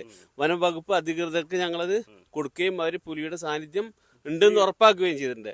പക്ഷെ എന്നിട്ടും അതിനൊരു ഫലപ്രദമായ നടപടി, സാധാരണ ഇതിൽ അവരൊരു കൂട് സ്ഥാപിച്ചു എന്നതിലപ്പുറം പിന്നെ ഇത്രയും ജനവാസ മേഖലയായിട്ടുള്ള, അതേപോലെ ദിവസവും ആയിരക്കണക്കിന് വാഹനങ്ങൾ പോകുന്ന ഈ റോഡിൽ അത്രയും ഭീതി നിലനിൽക്കുകയാണ്. ഇപ്പോൾ രാത്രിയൊക്കെ യാത്രക്കാർ പോകുമ്പോൾ, ബൈക്ക് യാത്രക്കാർ പോകുമ്പോൾ ഈ പുലിയെ കണ്ട് നിയന്ത്രണം വിട്ട് മറിഞ്ഞ് അപകടം പറ്റിയ അവസ്ഥയുണ്ട്. അപ്പോൾ നമുക്കറിയാം ഇപ്പോൾ പല ഭാഗങ്ങളിലായിട്ട് ഇങ്ങനെ വന്യമൃഗങ്ങളുടെ ആക്രമണമൊക്കെ നടന്ന് അതൊരു വലിയ വിഷയമായിക്കൊണ്ടിരിക്കുന്ന ഈ സാഹചര്യത്തിൽ ഇനിയും ഒരു ആക്രമണം, വന്യമൃഗ ആക്രമണം ഇവിടെ ഉണ്ടാവുന്നതിന് മുമ്പ് ഇതിനുള്ള ഫലപ്രദമായ നടപടി വനംവകുപ്പ് അധികൃതർ സ്വീകരിക്കണം. കഴിഞ്ഞ ദിവസം ഞങ്ങൾ മന്ത്രിയെ നേരിട്ട് ഇന്നലെ മന്ത്രിയെ നേരിട്ട് ഞങ്ങൾ മണ്ണാർമല പൗരസമിതിയുടെ നേതൃത്വത്തിൽ സമീപിക്കുകയും അദ്ദേഹത്തിന് നിവേദനം കൊടുക്കുകയും ചെയ്തിട്ടുണ്ട്. അദ്ദേഹം കാര്യക്ഷമമായ നടപടി എടുക്കാമെന്ന് പറഞ്ഞിട്ടുണ്ട്. പക്ഷേ അത് എത്രത്തോളം ആവുമെന്ന് ഞങ്ങൾക്കറിയില്ല. അതെ 2 ദിവസമായി അടുപ്പിച്ച് പുലിയുടെ ദൃശ്യങ്ങൾ ക്യാമറയിൽ പതിയുന്നു. വനംവകുപ്പ് ഈ കൂട് സ്ഥാപിച്ചതല്ലാതെ കൂടുതലൊന്നും ചെയ്തിട്ടില്ല എന്ന് നിങ്ങൾ പറഞ്ഞു. എന്തെല്ലാം കാര്യങ്ങളാണ് നിങ്ങൾ പ്രതീക്ഷിക്കുന്നത്? നമ്മൾ കാര്യമായിട്ട് ഉന്നയിക്കുന്നത് എന്താ വെച്ചാൽ, ഒരു കൂട് വെച്ചിട്ട് ഈ ഒരു പുലി കയറാത്തൊരു സംഭവമുണ്ട്. അപ്പോൾ മയക്കുവെടി വെക്കാനുള്ളൊരു ഓർഡർ മേലിന്ന് കിട്ടുകയാണെങ്കിൽ ഉദ്യോഗസ്ഥർ അത് ആ രീതിയിലേക്ക് നീങ്ങുകയല്ലാതെ മറ്റുള്ള രീതിയിലൊന്നും ഇവിടെ വിജയമാകുമെന്ന് തോന്നുന്നില്ല. അപ്പോൾ എന്താ വെച്ചാൽ മണിക്കൂറുകളുടെ വ്യത്യാസത്തിലാണ് പൊന്നേകുറിശി, മണ്ണാർമല, മങ്കട, പിന്നെ കാര്യവട്ടം, ഈ മുല്ലകുറിശി തുടങ്ങിയ സ്ഥലങ്ങളിൽ ഇതിങ്ങനെ റൗണ്ട് ചീറ്റാണ്. ഒരു ദിവസത്തിൽ തന്നെ ഒരേ ദിശയിലൂടെ പല സമയങ്ങളിലായിട്ട് കറങ്ങിക്കൊണ്ടിരിക്കുകയാണ്. അതൊക്കെ വീടുകളുടെ അടുത്തുകൂടിയാണ് ഇപ്പോൾ ഇത് പോകുന്നത്. അപ്പോൾ വളരെ ആശങ്കയോടുള്ളൊരു സമയമാണിപ്പോൾ ഇത്. അപ്പോൾ ഇത്രയും തെളിവുകളും കാര്യങ്ങളും എല്ലാം കൊടുത്തിട്ട് നാട്ടുകാർ നിരന്തരമായിട്ട് അവർക്ക് വേണ്ട എല്ലാ സഹായങ്ങളും ഞങ്ങൾ ചെയ്തു കൊടുക്കുന്നുണ്ട്. പക്ഷെ എന്നിട്ടും നമുക്ക് വേണ്ട രീതിയിലുള്ളൊരു നടപടിയിലേക്ക് ഇത് പോകുന്നില്ല എന്നുള്ളതാണ്. പുലി ഏതെങ്കിലും ഒരു സ്ഥലത്ത് മാത്രമായിട്ട് സ്ഥിരമാണെങ്കിലാണ് മയക്കുപിടിക്ക് സാധ്യതയാണോ വനംവകുപ്പ് പറയുന്നത്. ഇത് എവിടെ നിന്നും കണ്ടെത്തുക, ഓരോ സമയത്ത് ഓരോ സ്ഥലത്താണ്. അതൊരു പ്രതിസന്ധിയല്ലേ? പക്ഷേ എല്ലാ ദിവസങ്ങളിലും എവിടെ കണ്ടാലും അതിൻ്റെ മെയിനായിട്ട് ഈ ഒരു ഭാഗത്ത് ഇപ്പം നമ്മളിവിടെ ക്യാമറ വെച്ചുകൊണ്ടാവാം സ്ഥിരമായിട്ട് ഒരു ആഴ്ചയിൽ 2-3 പ്രാവശ്യമൊക്കെയായിട്ട് ഈ ഒരു ഭാഗത്ത് സ്ഥിരം തമ്പടിക്കുന്നുണ്ട്. അത് പ്രധാന കാരണം എന്ന് വെച്ചാൽ ഇതിൻ്റെ ഈ റോഡിൻ്റെ 2 വശങ്ങളിലായിട്ട് പഴയകാലത്തെ ആളുകൾ പറയുന്നതും ഇപ്പോഴൊക്കെ ചെന്നാലും കാണാൻ കഴിയുന്നതാണ് ഈ നരിമട പോലത്തെ മടകളുണ്ട് എന്നുള്ളത്. അപ്പോൾ അതിൽ വാസസ്ഥലം, പിന്നെ മറ്റുള്ള ഇപ്പോൾ ഇവിടുത്തെ റബ്ബർ തൊഴിലാളികളൊക്കെ ഈ പന്നിയുടെയും മറ്റുള്ള അവശിഷ്ടങ്ങളൊക്കെ നിരന്തരമായിട്ട് ഇവിടെ കാണുന്നുണ്ട്. ഇവിടെ താമസിക്കുന്ന ഒരു ഏരിയയാണിത്. അതുകൊണ്ടാണ് കൂടുതൽ ഇവിടെ ഇങ്ങനെ കണ്ടുകൊണ്ടിരിക്കുന്നത്. ഇപ്പോൾ കഴിഞ്ഞ ദിവസങ്ങൾ MLA അടക്കം ഇതിൽ ഇടപെട്ട് നമ്മൾ കണ്ടതാണ്. പക്ഷേ നിങ്ങൾ ഈ ഒരു ആവശ്യത്തിന് കാര്യമായിട്ടുള്ള ഒരു പരിഗണന കിട്ടുന്നില്ല എന്ന് തോന്നുന്നുണ്ടോ? ഒരിക്കലും കിട്ടുന്നില്ല. ഇപ്പോൾ ദിവസം തോറും 100 കണക്കിന് വണ്ടികൾ പോകുന്ന പെരിന്തൽമണ്ണയിലേക്ക് പോകുന്ന ഒരു ബൈപ്പാസ് റോഡാണ് ഈ മാട് റോഡ് പറഞ്ഞ പ്രദേശം. ഇവിടെയാണ് ഒരു ദിവസം തന്നെ 2-3 തവണ ഞങ്ങൾ നാട്ടുകാർ സ്ഥാപിച്ച ക്യാമറയിൽ പുലിയുടെ ദൃശ്യം കാണുന്നത്. എന്നിട്ടും അധികൃത ഭാഗത്തു നിന്ന് യാതൊരുവിധ ഒരു പ്രതിരോധവും അവർക്ക് തീർക്കുന്നില്ല, നടപടി ഉണ്ടാവുന്നില്ല. അപ്പോൾ ഞങ്ങൾക്ക് പറയാനുള്ളത് ഇത് ഇങ്ങനെ തന്നെ പോവുകയാണെങ്കിൽ ഞങ്ങൾ ശക്തമായ പ്രതിഷേധം തന്നെ ഉണ്ടാവും. റോഡ് ഉപരോധം പോലുള്ള കാര്യങ്ങളിലേക്ക് ഞങ്ങൾ നീങ്ങുമെന്നാണ് ഞങ്ങൾക്ക് പറയാനുള്ളത്. 24 മണിക്കൂറും പ്രവർത്തിക്കുന്ന രീതിയിൽ തന്നെ ക്യാമറ വെച്ചിട്ടുള്ളത്. ഞങ്ങളെ ക്യാമറയിൽ കുടുങ്ങാന്നല്ലാതെ വനംവകുപ്പിൻ്റെ ഭാഗത്തുനിന്നോ സർക്കാരിൻ്റെ ഭാഗത്തുനിന്നോ യാതൊരുവിധ നടപടി ഉണ്ടാകുന്നില്ല. MLA ഇടപെട്ടു, ഇവിടുത്തെ ജനപ്രതിനിധിയാണ് ഹൈദർ. അപ്പം ഇവരൊക്കെ സജീവമായിട്ട് ഇതിൻ്റെ പിന്നാലെ ഉണ്ട്, പക്ഷേ ഒരു കാര്യമില്ല. ഈ കൂടുതൽ സ്ഥലത്ത് സ്ഥാപിക്കണമെന്നുണ്ടോ? കൂടുതൽ സ്ഥലത്ത് സ്ഥാപിക്കണം എന്നുള്ളത് ഞങ്ങൾ നിരന്തരം ആവശ്യപ്പെട്ട കാര്യമാണ്. അപ്പോൾ അതിൽ പ്രധാനമായിട്ട് ഞങ്ങൾക്കൊരു വെല്ലുവിളി എന്ന് വെച്ചാൽ ഇതിലേക്ക് വെക്കുന്ന ഇരകളെ ഞങ്ങൾ തന്നെ സംരക്ഷിച്ച് പരിപാലിക്കേണ്ട ഒരു സാഹചര്യമുണ്ട്. അത് ഞങ്ങൾക്ക് വലിയൊരു തലവേദനയാണ് എല്ലാ സമയങ്ങളിലും. ഇവിടെ ഇപ്പോൾ നമുക്കൊരു ഫോറസ്റ്റ് ഓഫീസ് ഉണ്ടായിട്ട് പോലും അത് എത്തിപ്പെടാത്തൊരു സാഹചര്യം ഉണ്ട്. അപ്പോൾ അത്തരത്തിലുള്ള ബുദ്ധിമുട്ടുണ്ട്. പക്ഷേ ഇതിൽ മയക്കുവെടിക്കാണ് കൂടുതൽ സ്കോപ്പ് ഉള്ളത്. കാരണം ഒരേ റൂട്ടിൽ എന്തായാലും ഒരാഴ്ചയിൽ 2-3 പ്രാവശ്യം ഒരേ ദിശയിൽ സഞ്ചരിക്കുന്നുണ്ട്. അതിന് ട്രാഫിക് കൃത്യമായിട്ട് മനസ്സിലാക്കിയിട്ട് അതിൻ്റെ വിഷയങ്ങളൊക്കെ ഞങ്ങൾ അധികൃതരെ അറിയിച്ചാണ്. അതാണ് ഈ നാട്ടുകാർക്ക് പറയാനുള്ളത്.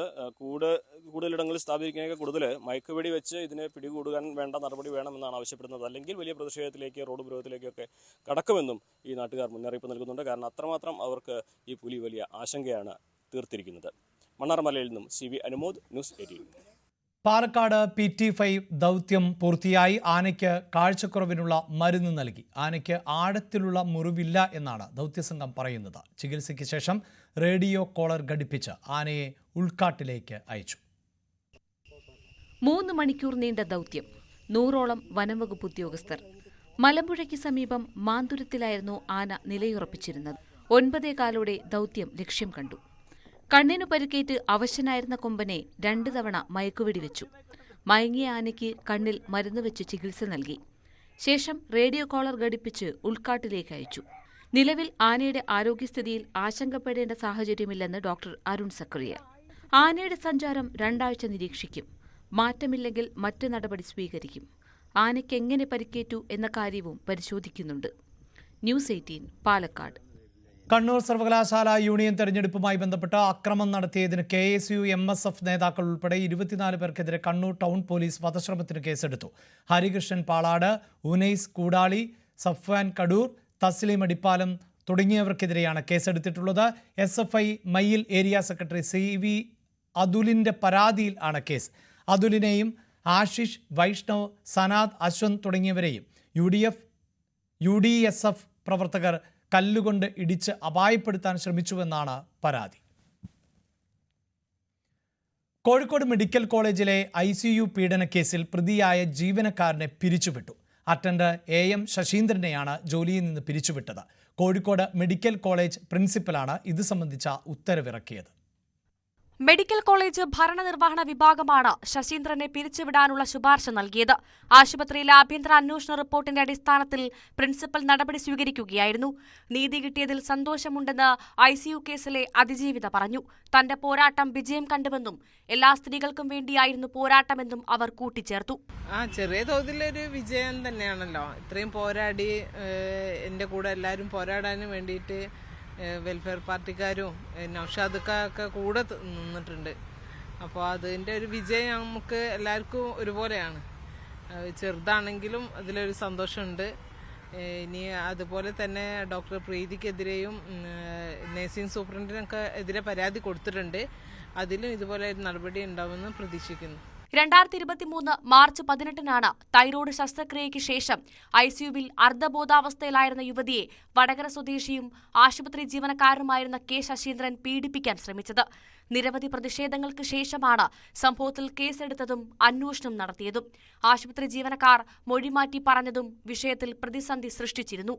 കുന്നമംഗലം കോടതിയിൽ കേസിന്റെ വിചാരണ നടപടികൾ പുരോഗമിക്കുകയാണ്. ന്യൂസ് 18 കോഴിക്കോട്. സംസ്ഥാനത്തെ 72 സബ് രജിസ്ട്രാർ ഓഫീസുകളിൽ വിജിലൻസിന്റെ മിന്നൽ പരിശോധന. ഓപ്പറേഷൻ സെക്യൂർ ലാൻഡ് എന്ന പേരിലായിരുന്നു പരിശോധന. ഉദ്യോഗസ്ഥർക്ക് കൈക്കൂലി നൽകാൻ എത്തിയ 13 ഏജന്റുമാർ പിടിയിലായി. പണവും പിടിച്ചെടുത്തു. ഷവർമ വിൽപ്പന കേന്ദ്രങ്ങളിൽ ആരോഗ്യവകുപ്പ് നടത്തിയ പരിശോധനയുടെ അടിസ്ഥാനത്തിൽ 45 സ്ഥാപനങ്ങളുടെ പ്രവർത്തനം നിർത്തിവെപ്പിച്ചു. 5, 6 തീയതികളിലായി രാത്രി ആയിരുന്നു പരിശോധന നടത്തിയത്. 59 സ്ക്വാഡുകൾ ആണ് പരിശോധന നടത്തിയത്. 256 സ്ഥാപനങ്ങൾക്ക് റെക്ടിഫിക്കേഷൻ നോട്ടീസും 263 സ്ഥാപനങ്ങൾക്ക് കൗമ്പൗണ്ടിംഗ് നോട്ടീസും നൽകിയിട്ടുണ്ട്. കൊല്ലം മൈനാഗപ്പള്ളിയിൽ 3ാം ക്ലാസ്സുകാരന് നേരെ രണ്ടാനച്ഛൻ്റെ ക്രൂരത. കുഞ്ഞിൻ്റെ കാലിൽ ഇസ്തിരിപ്പെട്ടിക്കൊണ്ട് പൊള്ളിച്ചു. മൈനാഗപ്പള്ളി സ്വദേശി കൊച്ചനിയനെ പോലീസ് കസ്റ്റഡിയിലെടുത്തു. വികൃതി കാണിച്ചതിൻ്റെ പേരിലാണ് ഇയാൾ കുഞ്ഞിനോട് ക്രൂരത കാണിച്ചത്. കുട്ടിയുടെ അമ്മ വിദേശത്താണ്. കുട്ടിയെ CWCയിലേക്ക് മാറ്റി. 4ാം ക്ലാസ് വിദ്യാർത്ഥിനിക്ക് അച്ഛൻ്റെയും രണ്ടാനമ്മയുടെയും ക്രൂരമർദ്ദനം ഏറ്റ സംഭവത്തിൽ നടപടി എടുക്കും എന്ന് മന്ത്രി വി ശിവൻകുട്ടി. സ്കൂളുകളിൽ പരാതിപ്പെട്ട് വയ്ക്കും. ആലപ്പുഴ ചൂരുമൂട് എത്തി നാളെ കുട്ടിയെ കാണും എന്നും മന്ത്രി പറഞ്ഞു. 4ാം ക്ലാസ് വിദ്യാർത്ഥി 9 വയസ്സുകാരന് ഉണ്ടായ ക്രൂരമായ മർദ്ദനത്തെ സംബന്ധിച്ചിടത്തോളം ഒരു കത്ത് തന്നെ ആ കൊച്ചുമോൻ എഴുതി വച്ചിരുന്നു.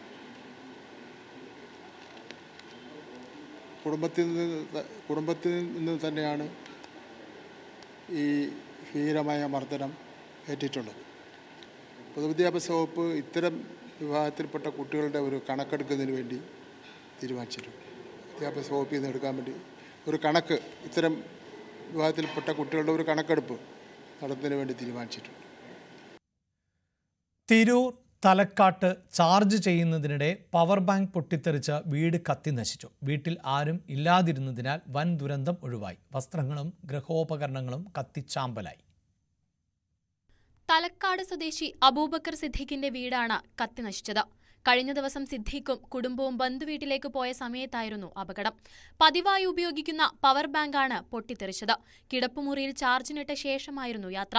രാത്രി വീട്ടിലേക്ക് മടങ്ങി വരുന്നതിനിടെയാണ് പവർ ബാങ്ക് പൊട്ടിത്തെറിച്ചുള്ള അപകട വിവരം അറിഞ്ഞത്.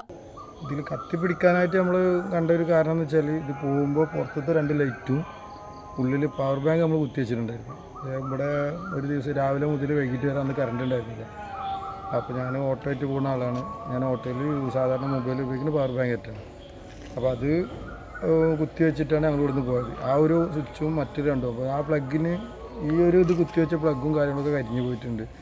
പിന്നെ വേറൊരു കത്തി പിടിക്കാനുള്ളൊരു സാധ്യതയൊന്നും ഇവിടെ ഇല്ല. പിന്നെ അവർ ഫയർഫോഴ്സിൻ്റെ ടീമും ഇവർ വന്ന് ബാക്കിയുള്ള സംഭവങ്ങളൊക്കെ വൃത്തിയൊക്കെ ചെയ്തതിൻ്റെ ശേഷമാണ് നമ്മൾ ഉള്ളിൽ കയറി ഒക്കെ നോക്കിയപ്പോഴാണ് ഈ ഒരു പ്ലഗ് മാത്രമേ ഉള്ളൂ. ബാക്കിയുള്ളതൊന്നും സംഭവിച്ചില്ല. പുറത്ത് 2 ബൾബും കാര്യങ്ങളൊന്നും സംഭവിച്ചിട്ടില്ല.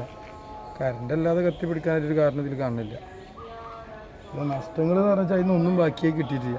വീട്ടിലുണ്ടായിരുന്ന സാധനങ്ങളെല്ലാം കത്തി നശിച്ചു. വസ്ത്രങ്ങളും മക്കളുടെ പഠന ഉപകരണങ്ങളും നിർണായക രേഖകളും ഇതിൽ ഉൾപ്പെടും. തീ പടർന്നത് സമീപത്തെ മരത്തിലേക്കും പടർന്നിരുന്നു. പരിസരവാസികളും നാട്ടുകാരും ചേർന്ന് അടുത്ത കിണറുകളിൽ നിന്ന് വെള്ളം പമ്പ് ചെയ്താണ് തീയണച്ചത്.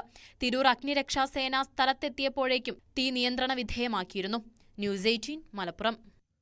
കൊല്ലം കുളത്തൂപ്പുഴ ഓന്തുപ്പച്ചയിൽ നിയന്ത്രണം വിട്ട ലോറി മതിലിൽ ഇടിച്ചു കയറി. ഡ്രൈവർ വാഹനത്തിൽ കുടുങ്ങി. ഡ്രൈവർ തമിഴ്നാട് സേലം സ്വദേശി രാജവേലിന് കാലിന് സാരമായി പരിക്ക് പറ്റി. ഇറക്കത്തിൽ ന്യൂട്രൽ ഗിയറിൽ വരുമ്പോൾ ബ്രേക്ക് കിട്ടാതെയാണ് അപകടം ഉണ്ടായത്. പുലർച്ചെ തമിഴ്നാട്ടിൽ നിന്നും പാറ ഉൽപ്പന്നങ്ങൾ കയറ്റി വന്ന ടോറസ് ലോറിയാണ് അപകടത്തിൽപ്പെട്ടത്. ഓടിക്കൂടിയ നാട്ടുകാരാണ് രക്ഷാപ്രവർത്തനം നടത്തിയത്. ഇതിലുള്ള പൈപ്പ് ഉണ്ടോ? പൈപ്പ് സാറേ, ഇതിലിടാനുള്ള പൈപ്പ് ഉണ്ടോ? ഇരുമ്പ് പൈപ്പ് അങ്ങോട്ട്. കൊല്ലം ആയൂരിൽ സ്കൂൾ വിദ്യാർത്ഥി ഓടിച്ച സ്കൂട്ടർ ഇടിച്ച് വീട്ടമ്മയ്ക്ക് ഗുരുതര പരിക്ക്. ഓയൂർ റോഡിലാണ് സംഭവം. റോഡ് മുറിച്ചു കടക്കുകയായിരുന്നു വീട്ടമ്മയെ. അമിത വേഗത്തിൽ എത്തിയ സ്കൂട്ടർ ഇടിച്ചു വീഴ്ത്തുകയായിരുന്നു. പരിക്കേറ്റ വീട്ടമ്മയെ ആയൂരിലെ സ്വകാര്യ ആശുപത്രിയിൽ പ്രവേശിപ്പിച്ചിരിക്കുകയാണ്.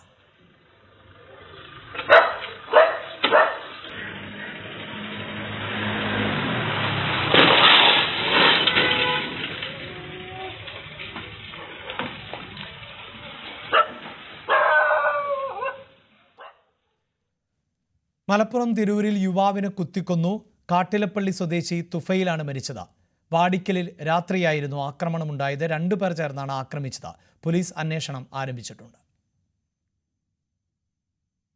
ഇടുക്കിയിൽ ബസ്സിൽ നിന്നും വീണ വയോധികൻ മരിച്ചു. ശാന്തൻപാറ ചൂണ്ടൽ സ്വദേശി സെൽവരാജ് ആണ് മരിച്ചത്. ചൂണ്ടലിൽ വെച്ച് ബസ്സിൽ നിന്നും ഇറങ്ങുന്നതിനിടെ റോഡിലേക്ക് വീഴുകയായിരുന്നു. തലയ്ക്ക് ഗുരുതരമായി പരിക്കേറ്റ ഇയാളെ രാജകുമാരിയിലെ സ്വകാര്യ ആശുപത്രിയിൽ എത്തിച്ചുവെങ്കിലും ജീവൻ രക്ഷിക്കാനായില്ല. ശാന്തൻപാറ ഗ്രാമപഞ്ചായത്ത് മെമ്പർ ഉമാമഹേശ്വരിയുടെ പിതാവാണ് മരിച്ച സെൽവരാജ്. ദേവികുളം സബ് കളക്ടറായി VM ആര്യ ചുമതലയേറ്റു. ഇടുക്കിയിലെ പട്ടയ ഭൂപ്രശ്നങ്ങൾ പരിഹരിക്കുന്നതിന് പരിഗണന നൽകും എന്ന് പുതിയ സബ് കളക്ടർ പറഞ്ഞു. 2022 batch IAS ഉദ്യോഗസ്ഥയാണ് VM Arya. Argentina team ഒക്ടോബറിൽ അമേരിക്കയിലേക്ക്. ഷിക്കാഗോയിൽ ആണ് അർജന്റീനയുടെ മത്സരങ്ങൾ. ഇതോടെ ഒക്ടോബറിൽ കേരളത്തിലേക്ക് വരില്ല എന്നുറപ്പായി. ഒക്ടോബറിലെ ഫിഫ വിൻഡോയിൽ ചൈനയിലേക്ക് പോകും എന്നായിരുന്നു ആദ്യ റിപ്പോർട്ടുകൾ. നവംബർ 10-നും 18-നും ഇടയിലാണ് അടുത്ത വിൻഡോ. അങ്കോളയുടെ സ്വാതന്ത്ര്യദിനത്തോട് അനുബന്ധിച്ച് നവംബർ 11-ന് അങ്കോളയിൽ സൗഹൃദ മത്സരം കളിക്കാനും അർജന്റീന സമ്മതം അറിയിച്ചിട്ടുണ്ട്. അതിനുശേഷം 7 ദിവസങ്ങൾ മാത്രമാണ് ഫിഫ വിൻഡോയിൽ ഈ വർഷം അർജന്റീനയ്ക്ക് ഉള്ളത്. ബാലന്തിയോർ പുരസ്കാരങ്ങൾക്കുള്ള ചുരുക്കപ്പട്ടികയായി കിലിയൻ എംബാപ്പയും ലാമിൻ മയാമും ഡെംബെല്ലയും ഉൾപ്പെടെ 29 പേരാണ് പട്ടികയിലുള്ളത്. സൂപ്പർ താരങ്ങളായ ലയണൽ മെസ്സിയും ക്രിസ്ത്യാനോ റൊണാൾഡോയും ഇത്തവണ സ്ഥാനം പിടിച്ചിട്ടില്ല.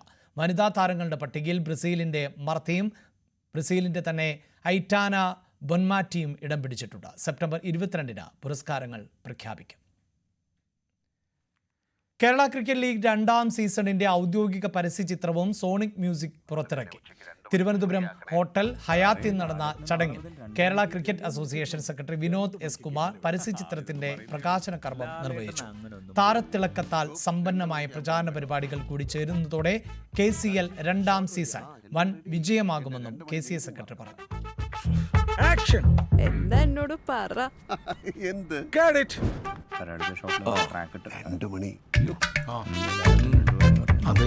അറിയാം, പക്ഷെ പറ്റില്ല.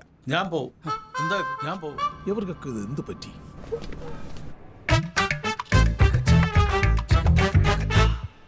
ഒരാഴ്ചയായിട്ട് പറയാണ് പ്ലാൻ ചെയ്യാൻ വിടാൻ പറ്റില്ല. അത്ര എന്ത് പരിപാടിയാണ് ലാലേട്ടാ? ഈ KCL T20 കാണണല്ലേ ഈ 2 മണി മീറ്റിംഗ്? വഴി ഉണ്ടാക്കാൻ ലാലേട്ടാ. Thank you. മോശം KCL T20 ആവേശ ക്രിക്കറ്റ് ഇനി പോരെ. ഓഗസ്റ്റ് 21 മുതൽ സെപ്റ്റംബർ 7 വരെ സ്റ്റാർ സ്പോർട്സിലും ഏഷ്യാനെറ്റ് പ്ലസിലും ഉച്ചയ്ക്ക് 2 മണി മുതൽ തത്സമയം കാണൂ ആവേശ cricket at its best. Kerala cricket league. ലാലേട്ടാ. ഓണം സീസണിൽ വീണ്ടും ചരിത്രമെഴുതാനൊരുങ്ങി myG Onam mass Onam season 3 Keralam കണ്ട ഏറ്റവും വലിയ ഓണം ഷോപ്പിംഗ് ഉത്സവമാക്കാൻ ഒരുങ്ങുകയാണ് കമ്പനി. 25 കോടിയിലധികം രൂപയുടെ സമ്മാനങ്ങളും ഡിസ്കൗണ്ടുകളും കേരളം കണ്ടിട്ടില്ലാത്ത വിലക്കുറവുമായി മൈജി ഒരുങ്ങിക്കഴിഞ്ഞു.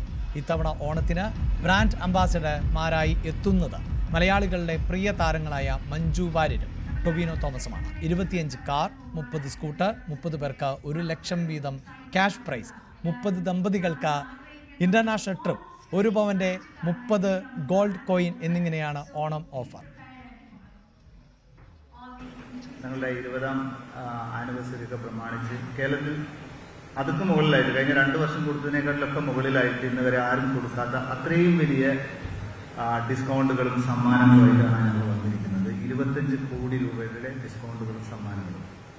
അതിലെടുത്ത് പറയാൻ ഒരുപാട് കാര്യങ്ങളുണ്ട്. 25 കാറുണ്ട്, 60 ഇന്റർനാഷണൽ ട്രിപ്പുകളുണ്ട്, 30 ബൈക്കുകളുണ്ട്, 30 സ്വർണ്ണ നാണയങ്ങളുണ്ട്, ഡെയിലി 1 ലക്ഷം വീതം ഡെയിലി കൊടുക്കുന്നുണ്ട്. അങ്ങനെ ഒരുപാട് സമ്മാനങ്ങളും ഡിസ്കൗണ്ടുകളും കൊടുക്കുന്നുണ്ട്. ഇതെല്ലാം കമ്പനി ഓഫറുകൾക്ക് പുറമെയാണ്. മൈജി മാത്രം കൊടുക്കുന്ന സമ്മാനങ്ങളും ഡിസ്കൗണ്ടുകളും.